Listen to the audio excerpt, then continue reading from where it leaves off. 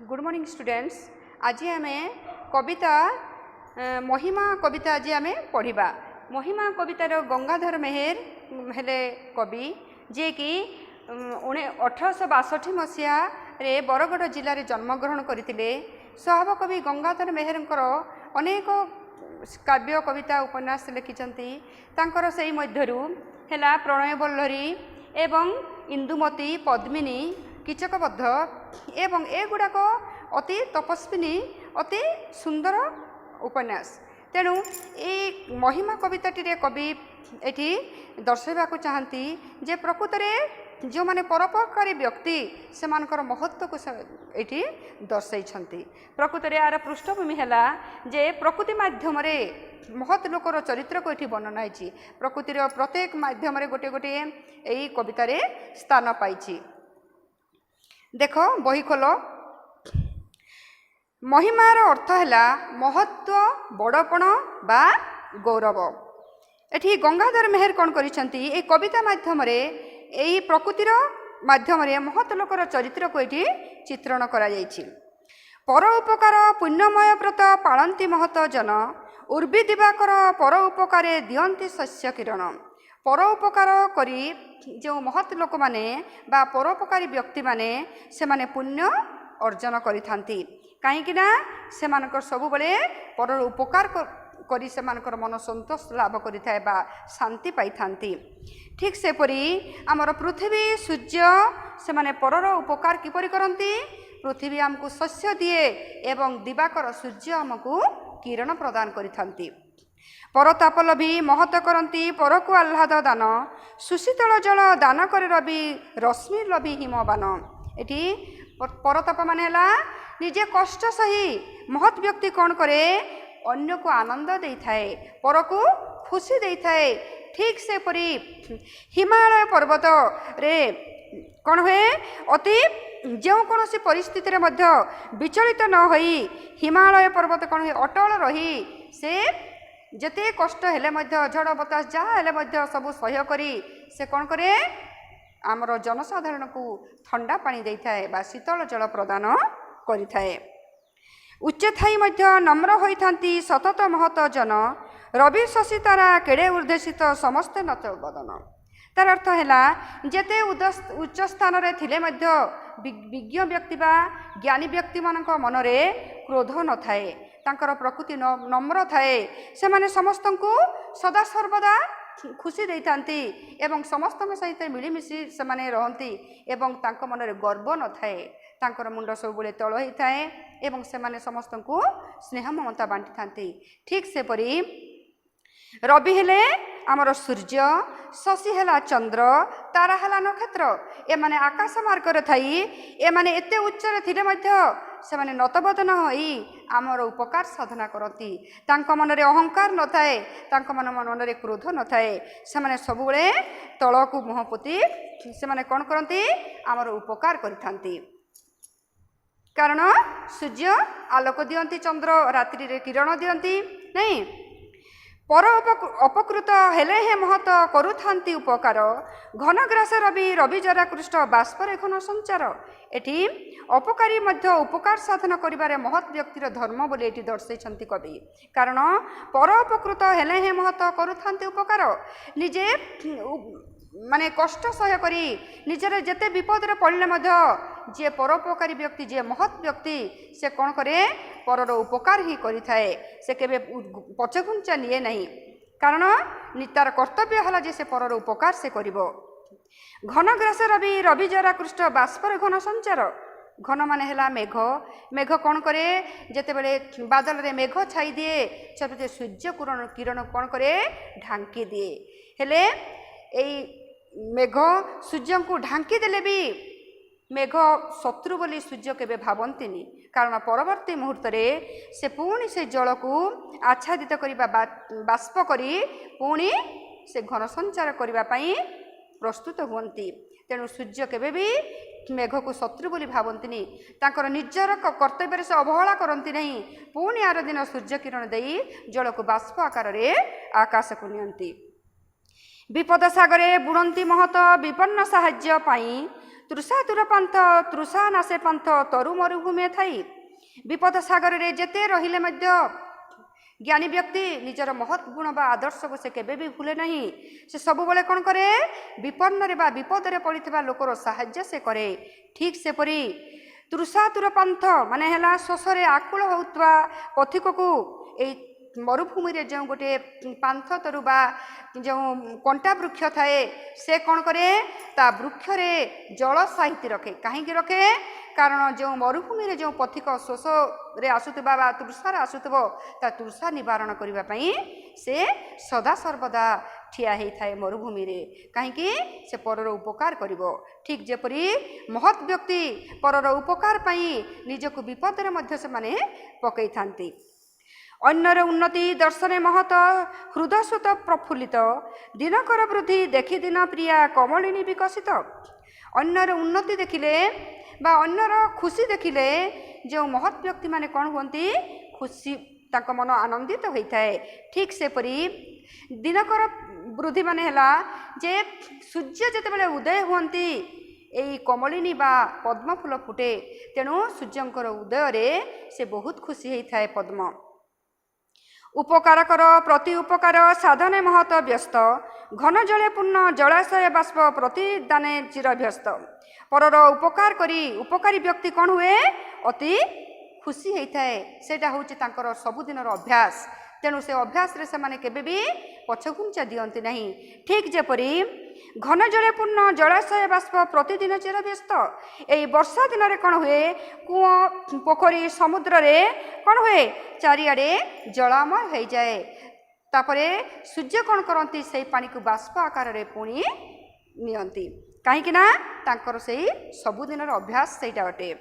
ମେଘର ଅଭ୍ୟାସ ହେଲା ସେ ଜଳ ପ୍ରଦାନ କରିବ, ସୂର୍ଯ୍ୟଙ୍କର କାମ ହେଲା ତାକୁ ବାଷ୍ପରେ ପରିଣତ କରିବା। ଜଗତର ହିତ କାର୍ଯ୍ୟରେ ମହତ ଦେଇପାରନ୍ତି ଜୀବନ ଅବନୀ ଉଜ୍ଜଳ କରେ ଚନ୍ଦ୍ରଦୀପ ଦହି ନିଜ ଅପଘନ। ଜଗତର ମଙ୍ଗଳ କରିବା ପାଇଁ ଏଇ ମହତ୍ ବ୍ୟକ୍ତିମାନେ ନିଜ କାର୍ଯ୍ୟରେ ନିୟୋଜିତ ହୋଇଥାନ୍ତି। ତେଣୁ ସେମାନେ କେବେ ବି ଛତ୍ରଭଙ୍ଗ ଦିଅନ୍ତିନି, ଆଗକୁ ବଢ଼ି ସେମାନେ ମହତ୍ କାମ କରିବା ପାଇଁ ଆଗେଇ ଯାଆନ୍ତି ଏଇ ପରୋପକାରୀ ବ୍ୟକ୍ତିମାନେ। ଠିକ୍ ଯେପରି ପୃଥିବୀକୁ ଉଜ୍ଜଳ କରିବା ପାଇଁ ଏ ଚନ୍ଦ୍ରଦୀପ ଜଳି ଜଳି ଆମକୁ ଆଲୋକ ଦେଇଥାଏ। ମହତ ନିକଟେ ମହାଦ୍ରବ୍ୟ ଥାଏ ଇତର ଦ୍ରବ୍ୟ ଇତର ହିମାଚଳ ମିଳେ ଶ୍ଵେତଗଜରାଜ ବାର ପାହାଡ଼େ ସୁକର। ଯେପରି ମହତ୍ ବ୍ୟକ୍ତିମାନଙ୍କ ପାଖରେ ଯେଉଁ ଦ୍ରବ୍ୟ ବା ଯେଉଁ ଜିନିଷ ଆସିଲେ ତାଙ୍କୁ ସମାନ ଦିଶେ, ସେଇ ଜାଗାରେ ସେମାନେ ସେଇ ଜାଗାରେ ରଖି ତାକୁ ବ୍ୟବହାର କରିଥାନ୍ତି, ତାର ମହତ୍ଵକୁ ସେମାନେ ବୁଝିପାରନ୍ତି। ଠିକ୍ ସେପରି ଆମର ବାର ପାହାଡ଼ରେ ବା ବାଲି ପାହାଡ଼ରେ ଯେପରି ଘୁଷୁରୀ ଦେଖାଦିଏ ଏବଂ ହିମାଳୟରେ ଶ୍ଵେତଗଜରାଜ କହିଲେ ଧଳା ହାତୀ ଦେଖାଦିଏ। କାରଣ ପାହାଡ଼ରେ ଘୁଷୁରୀ ରହିପାରିବ ନାହିଁ, ତାର ତ ଜନ୍ମ ପଙ୍କରେ ଲୋଟିବା, ତେଣୁ ସେ ପଙ୍କରେ ହିଁ ସେ ରହିଥାଏ। ଯାହାର ସ୍ଥାନ ଯେଉଁଠି ସେଇଠି ସେ ରହିବ, ଅନ୍ୟ ଜାଗାକୁ ନେଲେ ସେ ରହିପାରିବ ନାହିଁ ବା ସେଠି ସେ ଶୋଭା ପାଇବ ନାହିଁ। ମହତ ଆଶ୍ରୟ ମହତ ରହିଲେ ନ ହୁଏ ମହତ ହାନି ମହାରଣ୍ୟ ବିନା ଆଶ୍ରୟ ନ ନିଏ ମୃଗରାଜ ତାହା ଜାଣି। ତେଣୁ କୌଣସି ମହାନ ବ୍ୟକ୍ତି ଅନ୍ୟର ଯଦି ଆଶ୍ରୟ ନିଏ ସେ ନିଜକୁ ଧନ୍ୟ କରେ ଏବଂ ନିଜକୁ ଧନ୍ୟ ବୋଲି ମନେ କରେ। ତେଣୁ ମୂଲ୍ୟବାନ ବା ଅମୂଲ୍ୟ ବୋଲି କାହାକୁ ଆମେ ଭାବିବା ନାହିଁ ବା କାହାକୁ ହୀନ ବୋଲି ଭାବିବା ନାହିଁ। ସମସ୍ତଙ୍କର କିଛି ନା କିଛି ଗୁଣ, ଭଲ ଗୁଣ ଅଛି, ତାହା ଆଜି ନ କାଲି ପ୍ରକାଶିତ ହେବ। ତେଣୁ ଏଠି ମହାରଣ୍ୟ ବିନା ଆଶ୍ରୟ ନ ନିଏ ମୃଗରାଜ ତାହା ଜାଣି। ଜଙ୍ଗଲ ଏଇ ସିଂହକୁ ଆଶ୍ରୟ ଦେଇଥିବାରୁ ନିଜକୁ କ'ଣ ଭାବେ? ଧନ୍ୟ ମନେ କରେ ଯେ ମୁଁ ସିଂହକୁ ଆଶ୍ରୟ ଦେଲି ବୋଲି, ଏବଂ ସିଂହ ଭାବେ ମୁଁ ଜଙ୍ଗଲରେ ଆଶ୍ରୟ ନେଇଥିବାରୁ ମୁଁ ତାର ଉପକାର କଲି। ମହତ ପ୍ରସାଦେ କ୍ଷୁଦ୍ର ହୁଏ ବଡ଼ ପ୍ରକୃତିସ୍ଥ ବିଧାନ ବିଭା ବସୁ କରେ ଅଭ୍ରଖଣ୍ଡ ଦେଖ ଦିଶେ କେଡ଼େ ତେଜିଆନ। ତେଣୁ କାହାର ଯଦି ସାନ୍ନିଧ୍ୟରୁ ଆମେ କ'ଣ ହେଲା କିଛି ଯଦି ଉପକାର ପାଇଲେ ହେଲେ ଆମେ ତାକୁ ନିଶ୍ଚୟ ଧନ୍ୟ ମନେ କରିବା, କାରଣ ଏଇଟା ହେଉଛି ପ୍ରକୃତିର ନିୟମ, ନାଇଁ କି? ତେଣୁ ଛୋଟ ଛୋଟ ଅଭ୍ରଖଣ୍ଡ କ'ଣ କରେ? ଏହି ଉଦାହରଣ ଦେଇ କବି କହିଛନ୍ତି ଯେ ଏଇ ଅଭ୍ରଖଣ୍ଡ ଗୁଡ଼ିକ ଛୋଟ ଛୋଟ ଥିଲେ ମଧ୍ୟ ଯେତେବେଳେ ସୂର୍ଯ୍ୟଙ୍କର କିରଣ ତା ଉପରେ ପଡ଼େ ସେ କ'ଣ ହୁଏ? ପୁଣି ଉଜ୍ଜଳ ହେଇ ଆଲୋକ ପ୍ରଦାନ ଆମକୁ କରିଥାଏ। ଠିକ୍ ଯେପରି ଆମର ସୂର୍ଯ୍ୟ କିରଣ ବାଲିରେ ପଡ଼ିଲେ ଯେପରି ତାତିଯାଏ ଏବଂ ଆମେ ସେଇ ବାଲିରେ ଗୋଡ଼ ପକାଇଲେ ମାତ୍ରେ ବାଲି ତାତିଯାଏ, କାରଣ ସୂର୍ଯ୍ୟଙ୍କ କିରଣ ଆମେ ସହ୍ୟ କରିପାରୁ କିନ୍ତୁ ବାଲିର ତାତିଲାଟା ସହ୍ୟ କରିପାରୁ ନାହିଁ। ତେଣୁ ସୂର୍ଯ୍ୟ କିରଣ ପଡ଼ି ବାଲି ସେପରି ତାତିଥାଏ। महत प्रताप लभी नीच हुए महत प्रतापशाली सूर्यकर बली केड़े ताप दिए सूर्यकर तप्त बाली। तेणु समाज रे बास करुवा नीच व्यक्ति लोकठारू शक्ति लाभ करी अधिक शक्तिशाली होता है नीच व्यक्ति होता है कारण से निजको जदि चाहिए निश्चय प्रतिष्ठित करी भल व्यक्तिटीए हो पार। सूर्यकर बली केते ताप दिए सूर्यकर तप्त बाली सूर्यकर रेणु घेनी ये सूर्य कौन हुए माने बाली को उत्तप्त करिथिबारु से बाली को आमे बाली रे चली पारु नहीं। महत जन्मई हीन गर्भे यह भवे नुहे असंभव पंकरु कमल सुक्तिर मौक्तिक हुए सदा संभव। तेणु यही नीच गर्भरु बा छोट लोकर गर्भरु पंडित मध्य जन्मग्रहण करिसंती वैज्ञानिक माने बाहरी। तेणु असंभव नुहे जे जने नीच व्यक्ति भविष्य में बड़ हो पार ना बोली आमे जेपरि देखु पंकरु कौन जन्म पद्मर जन्म एवं सुक्तिर मौक्तिक माने हला सामुकार मुक्तार जन्म मुक्ता जे केते मूल्यवान पदार्थ। तेणु छोटर मध्य हीन गर्भर मध्य महत्वर संभावना अच्छी। विपद समय महत जनर धैर्य न हुए भंग दाहे प्रसारणे शुद्ध जंबुनंद जे रंग को से रंग। जेते विपद रे पड़िले महत व्यक्ति केबे भी धैर्य हरा हुए नहीं से धैर्यर सहित काम करे ठीक से परी सुना को जेते पिटिले मध्य जेते पड़िले मध्य तार चमक कमे नहीं जो हलदिया रंग को से हलदिया रंग रहे ठीक से परी महत व्यक्ति जेते दुख कष्ट आसिले मध्य निजर चरित्र निजर ज्ञान गारिमा रे से केबे भी बदलाए नहीं। आनंद विषादे समभावे थांती महत स्वभाव धरी पूर्णिमारे जथा नाचई सागर अमावास्या से परी। आनंदरे एवं दुखरे दुई परिस्थिति रे महत व्यक्ति केबे भांगी पड़े नहीं से समान हिसाब पर रहे ना आनंदरे बेसी अधीर हो जाए ना दुखरे भांगी पड़े। ठीक जेपरी पूर्णिमारे प्रति सागर गर्भरे सागर तरंग गढ़ी उठे बा भासी उठे ठीक से परी उच्च उच्च तरंगमाला जिते बड़े अमावास्या मध्य ठीक उठे पूर्णिमा जेपरी तरंग उठे अमावास्या ठीक से परी समुद्र गर्भरे तरंग भाषयमान हुए। नपार करई कुसंग महत स्वभाव परिवर्तन थिले हे कंटक कानने सपुष्प करे बास वितरण। नपार करी कुसंग महत माने जो माने नष्ट शरीर व्यक्ति माने तांका संगरे जदि ए महत व्यक्ति योगदान करे निजर चरित्र रे केबे परिवर्तन हुए नाही बा निजर मन को से माने केबे परिवर्तन करंती नाही। थिले हे कंटक कानने सपुष्प करे बास वितरण। जेते कंटा जुत पुष्प अच्छी आमे देखु तार महक बेसी फुटी उठे महक बासी उठे। तेणु आमे कौन करू ए कंटा जातीय पुष्प को मध्य आमे भल पाई थाउ। कुस्तान बासरे महत जनर सद्गुण न हुए नाश संसार भूमि रे जन्मिले तुलसी हुई कि हीन बास। तेणु मंद स्थान रे बास करुवा महत व्यक्तिर महत्वपणिया केबे भी नष्ट हुए नहीं। ठीक से परी श्मशान घाट रे तुलसीटीए जन्म हेले तार महत्व कमी जाए नहीं। तुलसी जो चहट बासना थाए से बासना से चहटी उठे। तुलसी जो भगवान मुंडरे लगे एवं पूजा पाए से स्थान से निश्चय पाइब कारण तुलसी जो माने उत्पन्न हेले मध्य तुलसी दुई पत्रु बासे। उच्च कूले जात हेले हैं उच्चरे रही न पारे कुजन कादम्बिनी गर्भे जनमी कुलिश वज्र नीचक गमन। उच्च कूल जेते जात हेले मध्य गोटे कुजन बा मंद व्यक्ति तार स्वभाव रे केबे परिवर्तन हुए नहीं कारण से जो चरित्र को से चरित्र तार नष्ट होता है कारण से केबे भी निज को परिवर्तन करि पारे नहीं मंद प्रकृति को छाड़ी पारे नहीं। ठीक से परी मंद स्वभाव विशिष्ट व्यक्ति उच्च कूल जात हेले से उच्च तथा महान हो पारे नहीं। ठीक जेपरी मेघवाला गर्भरे जन्मी वज्र भयंकर हेले मध्य ताहा निम्न को गमन करे बा तल को आसी थाए घड़घड़ी मारिले तल को आसे कि नहीं सेटा को कहा जाइछि। तेणु कादम्बिनी हेला मेघमाला गुलिश माने वज्र विचलित करी नपारे महत मन दुष्ट को वचन व्याध विषमुख सरे किस होई पारे शैल अपघन।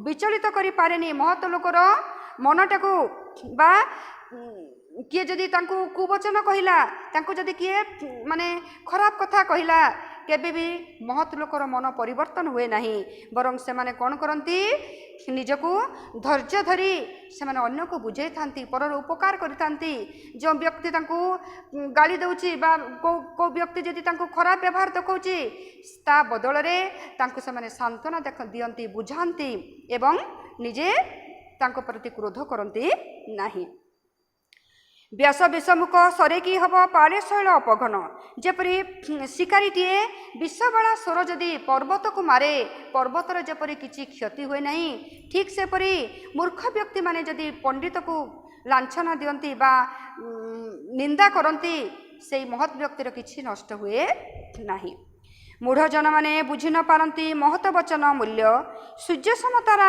गण को मनती साधारण दीपतुल्य तेणु मूढ़ बा मूर्ख व्यक्ति माने कौन करती ज्ञानी व्यक्ति मानकर भाषा को बुझी पारती नहीं बा तांकर ज्ञान को से माने वितरण करने को चाहती नहीं बा ग्रहण करने को चाहती नहीं से माने कौन करती ए सूर्य को भावती साधारण दीप बोली से माने भावती कारण से ज्ञान परिसीमा तांको मुंडरे नहीं तेणु से माने बुझी पारती नहीं महान चरित्रे मिथ्या दोषारोप नीचतार परिचय तही किछि होई नपारे महत महिमार अपचय तार अर्थात है जो व्यक्ति महान व्यक्तिर चरित्र को मिथ्या दोषारोप करे बा कलंकित करे से तार नीचतार बा संकीर्णतार परिचय दे थाए तेणु यही मिथ्या दोषारोपरे महान व्यक्तिर महिमा अपचय घटे नहीं बा नष्ट हुए नहीं तेणु महत् व्यक्ति को जदि किए लांछना लगाए बा दोषारोप करे से महत् व्यक्तिर किसी भी नष्ट हुए नहीं बरं निजे अपमान होता है से मंद व्यक्ति तेणु ये महिमा कवितारू आम मैंने शिक्षा पाऊँ जे प्रकृति माध्यम कवि दर्शाइबा को चाहती जे प्रकृति में महत् व्यक्ति माने समाज रे प्रतिष्ठित एवं तांकर ज्ञान गारिमारे जदि आमे किछि पाथय करी ग्रहण करिबा हेले आमे निश्चय ज्ञानी हेई परिबा एवं आमर भविष्यतर पथ सुगम निश्चय हेबो। Thank you.